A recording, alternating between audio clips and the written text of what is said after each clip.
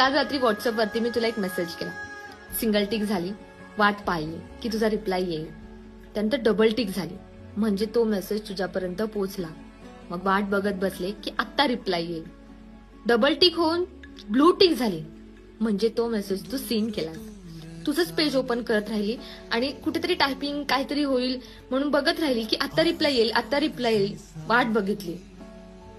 खूप वेळानंतर मला तो रिप्लाय तुझा आला. मी पाहिला. तुझ्यासाठी तो फक्त एक मेसेजचा रिप्लाय होता. तुझ्यासाठी मी केलेला तो फक्त एक मेसेज होता. तुला त्या मेसेज मधल्या माझ्या भावना कळालाच नाही आणि माझी वाट पाहणं व्यर्थ. उरलो हरलो दुःख झाले सोबती, उरलो हरलो दुःख झाले सोबती.